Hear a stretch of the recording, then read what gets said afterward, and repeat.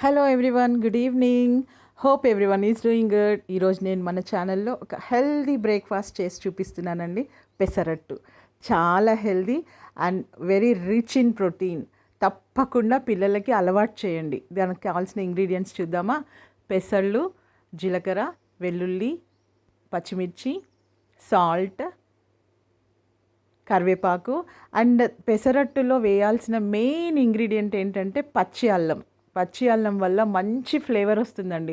పెసరట్టు ఎప్పుడు చేసినా కూడా పచ్చి అల్లం ముక్కలు వేయడం మర్చిపోకండి, తప్పకుండా వేయాలండి. ఓకే, నేను ఈ పెసర్లు ఏం చేశానంటే రాత్రిపూట 3 గ్లాసెస్ పెసర్లకి గుప్పడు బియ్యం వేసి నానేసానండి. మార్నింగ్కి పెసర్లు ఇలా అయ్యాయి అనమాట. ఇప్పుడు దీన్ని మనము గ్రైండ్ చేసుకుందాము. చాలా ఉన్నాయి కాబట్టి పార్ట్స్గా గ్రైండ్ చేద్దాము.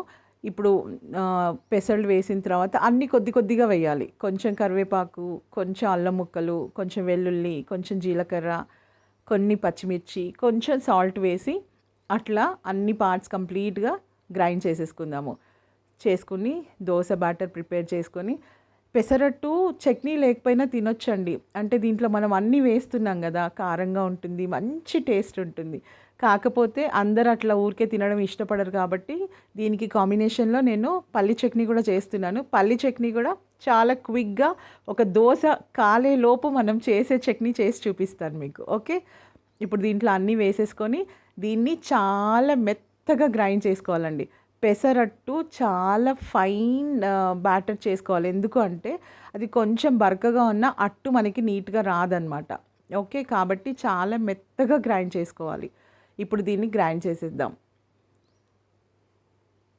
ఓకే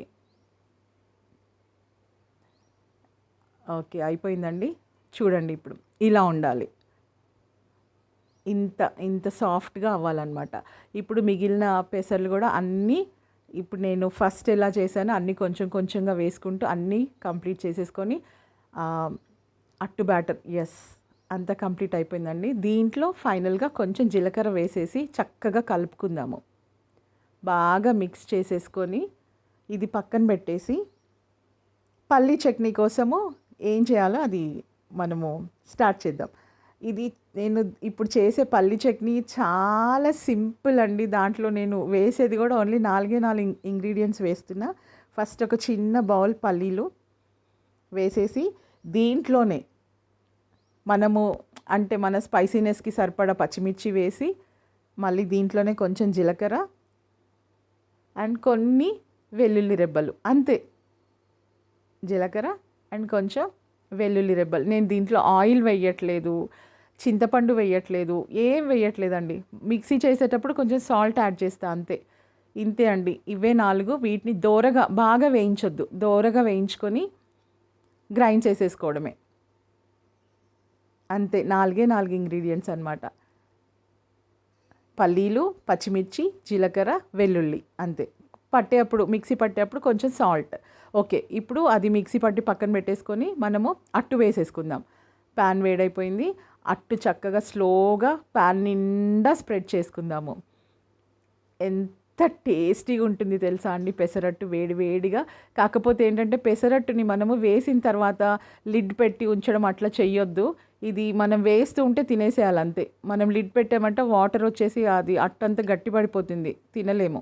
కాబట్టి పెసరట్టు తినాలి అంటే అక్కడ స్టవ్ దగ్గర ఒకరు వేస్తూ ఉంటే పక్కన ఒకరు నించొని రెడీగా ఉండాలి. ఓకే, దీనిపైనుంచి ఆయిల్ వేసేసుకుందాము.